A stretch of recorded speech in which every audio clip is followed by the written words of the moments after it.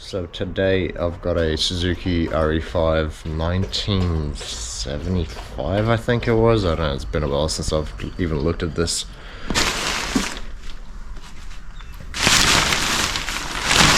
So this is her.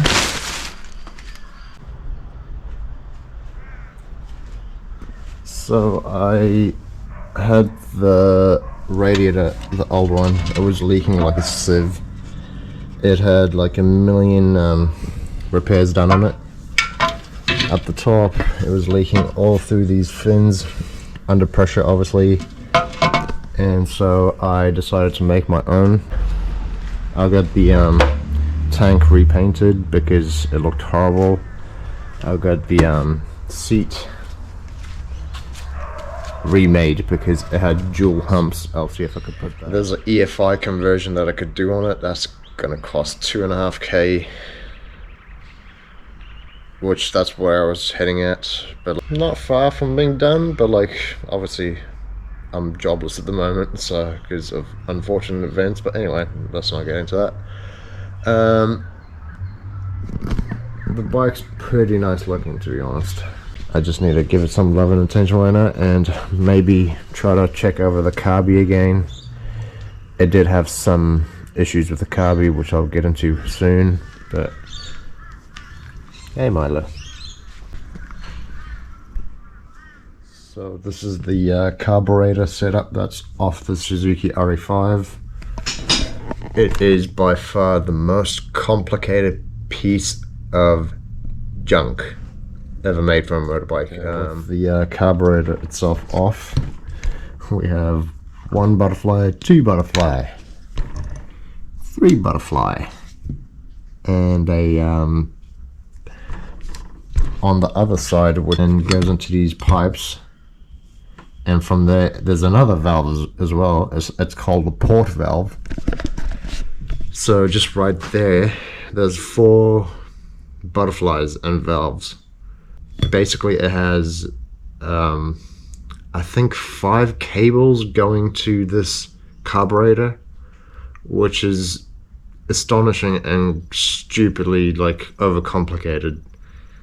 Like, why a motorbike company had to do some obnoxious carburetor when they could have just done something simple like this.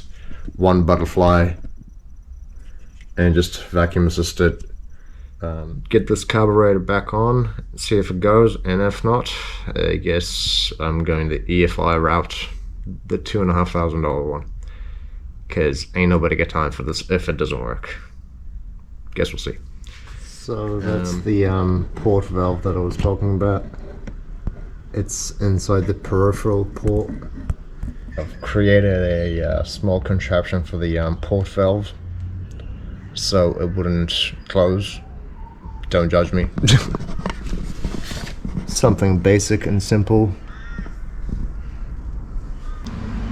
The bike used to run good, but like when you revved it, it was just like sputtering and just not doing its thing. I believe that might have possibly been the issue, or maybe the carburetor itself, who knows. Trial and error, let's try it out. It's not costing me anything. Okay. Intake manifold is on. Carburetor is on. Now all I need to do is sort one little thing out before I start it. Over here there's a oil metering pump that I took off. I pretty much need to put a blanking plug on it. If everything goes fine and it starts and it revs up properly, I'll be pretty happy because I'll be $2,500 ahead, and I'll be cheering. And if it doesn't, then well, crap, I gotta go and spend like $2.5K worth of EFI, because I really just don't like carbies. I hate carbies. It's a very outdated thing, and it's so complicated on these bikes at least. On normal bikes it's fine, but these bikes, not even worth the hassle. Okay, change of plans. So instead of making a blanking plug for the oil metering pump, I will just put the metering pump back on. Oh yeah, I just remembered. The oil metering pump has a cable that goes to it as well. Disabling this nonsense OMP stuff, because even from factory, even Mazdas, they've always had OMP issues. Mazda had the issue. I don't know about Suzuki. I'm still not going to run the issue, like the chance. So I'm just going to premix oil with my fuel and just be done with it. Simple. So today I'm using Penrite race caster oil for the premix. I do not use anything else. It's one of the best. Cannot argue this product. If I'm doing 100 to 1, it's 100 mils, but because it's race caster oil, it's thin. I'm gonna put probably like 120, 130 mil, just for safety. Otherwise, yeah, should be good. So it's gonna take around 60, 70 mils per 5 liters.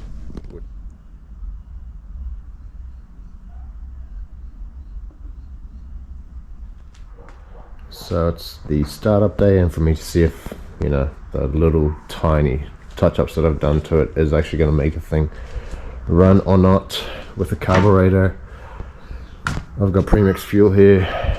This 420 cca battery, if I'm on 450 cca battery. It's like practically a freaking car battery, because the these are pretty hard to start.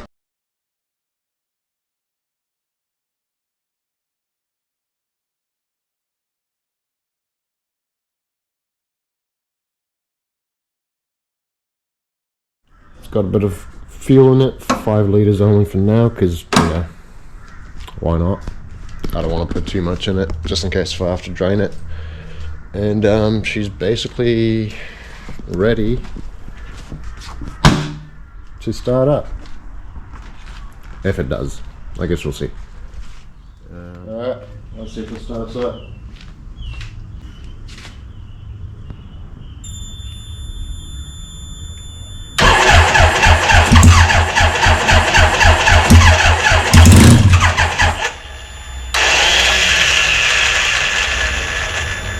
That's a refurbished starter motor as well.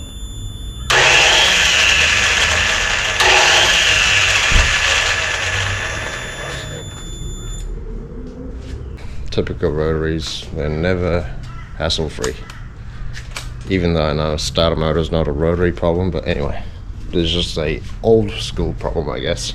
But it nearly did start. I'm just gonna go smack the starter motor a few times and then see if that works. Round 2.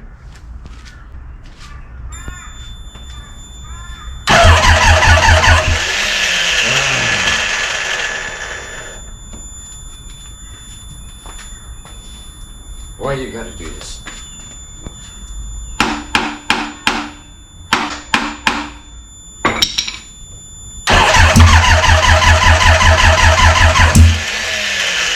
This is what I mean about how crap these carburetors are. So obviously right now it wants to start, but it doesn't start, and it just floods it to the point that it just like leaks out fuel. Yep. And that's why I had the airbox out in the first place as well. It just makes things so much easier to access, like starter motor, the spark plug. I'm definitely not going to put that airbox back, and I'll just either, if I do go the EFI route, it's going to get a small pod filter somewhere. It's not going to get any of that junk put back in. And if all else fails, and I really get over this motor, I'm taking the engine out, selling the body, and keeping the engine for a different project or something. And I don't care if I'm ruining a good bike or not, but anyway, and just like that, it defeated me. Starter motor's like smoking. These Re5s have so much compression. Well, my one does at least. Some of them don't have a lot of compression, but my one has so much compression, like the engine's healthy as hell. The starter motor's not healthy. nearly started, but I've spent $14,500 on it so far, and it's still at the stage where it's at right now. It will probably need another like $3,000 to $4,000 spent on it for it to go on the road, which I don't know if I want to spend another $3,000 to $4,000 on it, because I've spent a lot of money on it, and it's just constantly leaking fuel, even from here right now. It didn't have that leak before, now it's leaking. See where I go with this. See you guys soon.